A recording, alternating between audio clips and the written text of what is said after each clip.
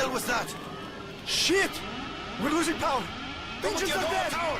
Flight 76715 here! Radio's up flash! Ask them! Hey everyone, this is Ben Sheen, Associate Editor at Gaming Illustrated, here with our review of Metro Last Light.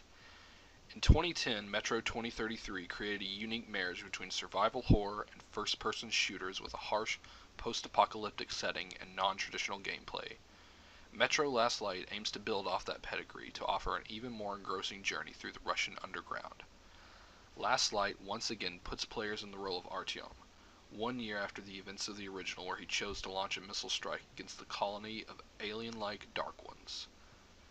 Though all the Dark Ones were believed to be eradicated, it's discovered that one still remains, and Artyom is sent out to kill it, while also urged by resident weirdo Khan to save it, claiming it to be the key in saving humanity.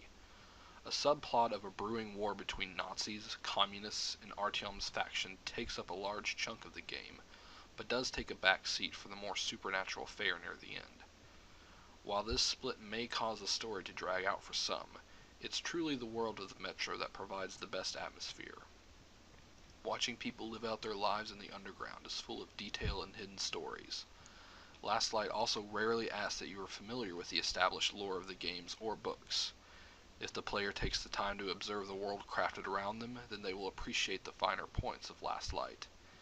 Those little touches provide for one of the best post-apocalyptic settings outside of the Fallout series. Graphically, the game is stunning, especially when played on a PC that can handle max settings.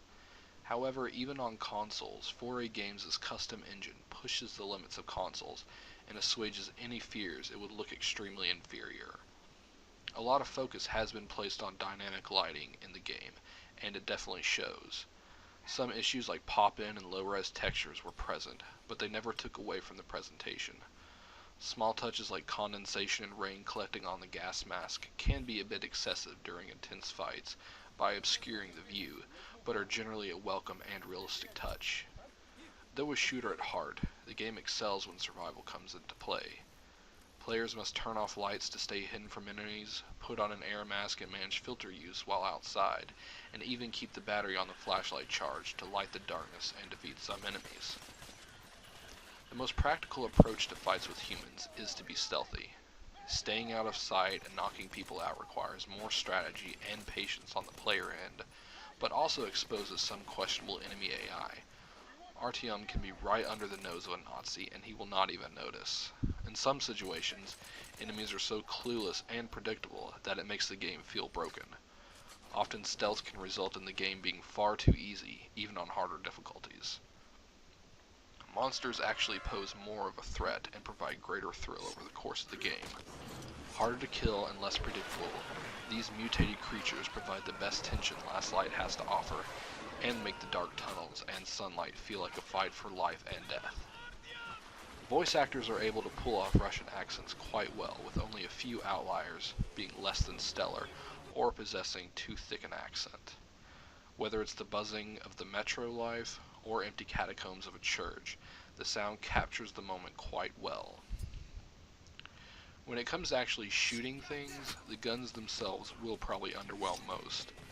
Rifles, shotguns, and machine guns perform as expected and have customizable parts. A quad-barrel shotgun or deadly pneumatic BB gun that requires pumping are cool and fun, but the overall arsenal just isn't that unique.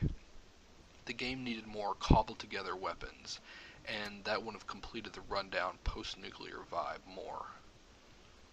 Above all, Metro Last Light will probably stand the test of time as a technical marvel on the cusp of this generation and the next.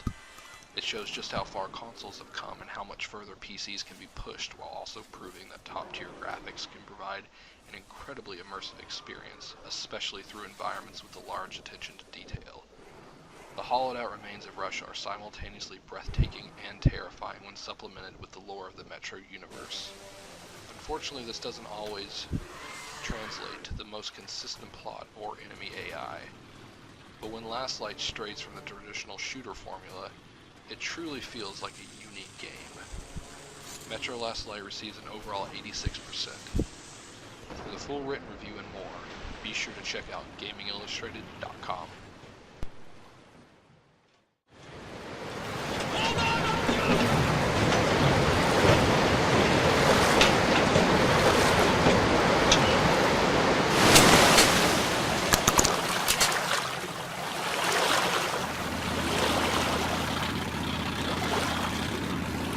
Oh, wow. This doesn't happen often.